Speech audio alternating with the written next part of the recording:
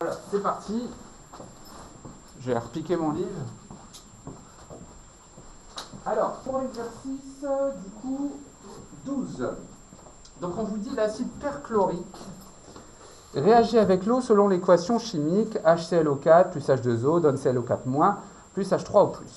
Alors, pour votre petite culture, sachez que l'acide perchlorique donne des ions perchlorates. Et ces ions perchlorates, il faut faire super attention quand on les a dans un mélange parce que c'est explosif ce truc-là. Okay, alors, notamment si on les chauffe très fort ou qu'on réduit le mélange à sec, on peut avoir des petites explosions. Donc, il faut faire attention avec les ions perchlorates. Voilà, ça c'est juste pour la petite info. Quel est le couple acide-base auquel appartient l'acide perchlorique? Alors, l'acide perchlorique, c'est lui. Donc, en fait, on vous donne l'équation de réaction. La base conjuguée, elle est forcément là. Donc, le couple acide-base, c'est tout simplement HClO4, ClO4-. On a juste enlevé un H+, hein, d'accord? Je viens écrire le Cl ici. Ça va pour tout le monde? Ouais, bon là c'est normalement le B.A.-ba. Vous savez faire ça tous, je pense.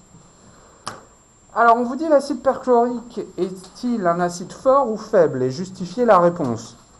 Dans l'équation de réaction, on a une simple flèche. Ça veut dire que la réaction est totale. Si la réaction est totale, l'acide est alors fort. Il est entièrement dissocié.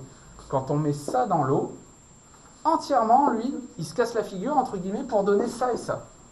Il n'en reste pas.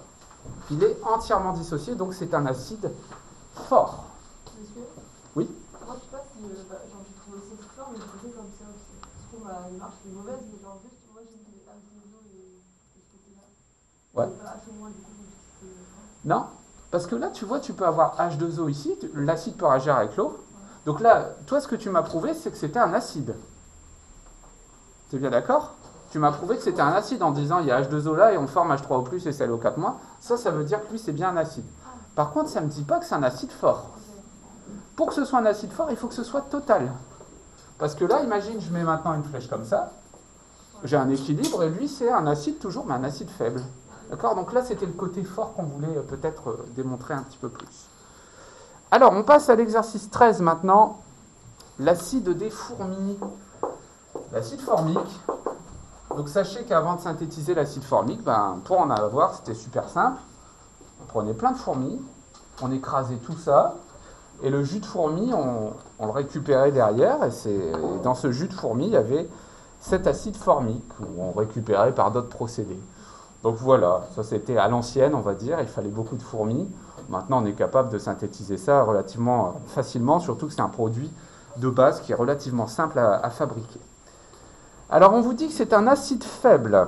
On le trouve dans le dard de plusieurs insectes comme les abeilles et les fourmis, mais aussi sur les poils de certaines plantes urticantes comme les orties.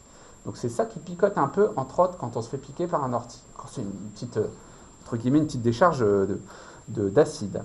Alors, quelle est la base conjuguée de l'acide méthanoïque? Donc l'acide méthanoïque, HCO2H. Au passage, c'est un acide carboxylique. Si on fait sa formule semi-développée, enfin développée complètement, voir son schéma de Lewis, on a ça. Et cette fonction-là, c'est la fonction acide carboxylique. Donc c'est cet hydrogène-là qui va pouvoir partir pour donner sa base conjuguée, HCO2-. Ça marche? Voilà pour la première question, qui ne devrait pas poser de problème. Donc là, on est pour la question 1A. Pour la question 1B, rappelez ce qu'est un acide faible. Donc un acide faible, c'est quoi? C'est une espèce chimique. Donc déjà un acide, selon Bronsted, c'est une espèce chimique qui est capable de céder un proton H+. D'accord?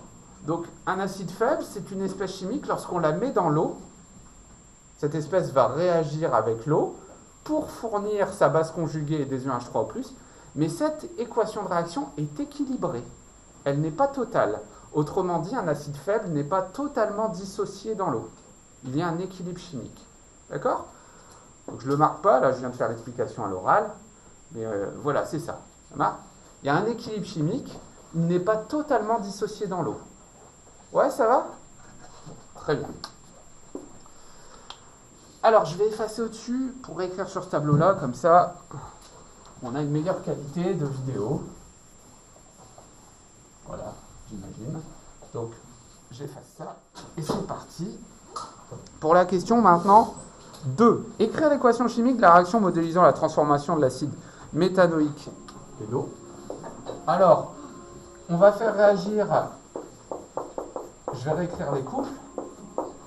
L'acide méthanoïque dans l'eau, donc l'eau joue le rôle ici de base. Son acide conjugué, c'est H3+, ça plus ça, donne ça plus ça. C'est terminé. Donc ça va très vite. Vous voyez, on n'oublie pas le liquide, aqueux. On vous dit que c'est un acide faible, donc il y a un équilibre chimique. Et on forme H3O+, plus la base conjuguée, ici. Alors on s'en fiche du sens, si on met la base conjuguée plus H3O+, vous êtes bien d'accord. 1 plus 2 en maths, c'est égal à 2 plus 1. Là, c'est exactement pareil. Alors, la constante d'équilibre associée à cette équation de réaction, c'est ce qu'on appelle la constante d'acidité. Donc, la constante d'acidité, c'est le Ka, d'accord? C'était la question 3. Et le Ka, qu'est-ce que c'est? C'est égal la concentration de ça fois celle-ci divisée par la concentration en acide de départ, tout ça dans l'état final.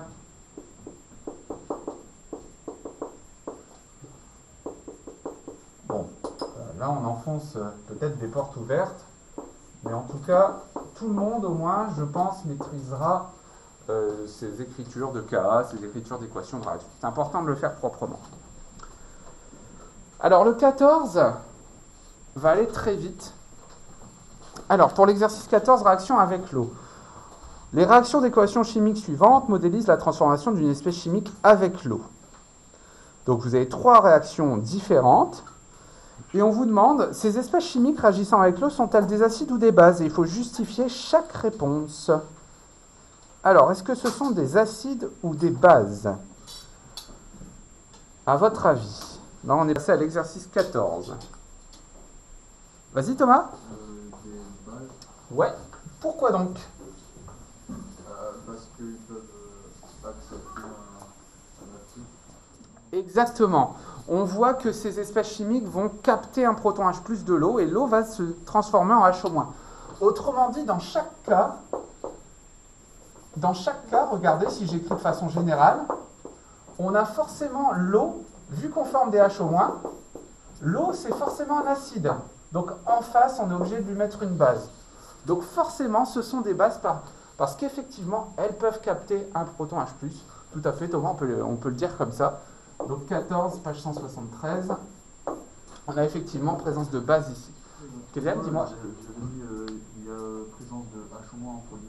Ouais, si tu peux justifier comme ça. Si on forme des HO-, ça veut forcément dire que H2O a cédé un H+, et du coup qu'en face, on lui a mis une base. Oui, c'est correct aussi, tout à fait.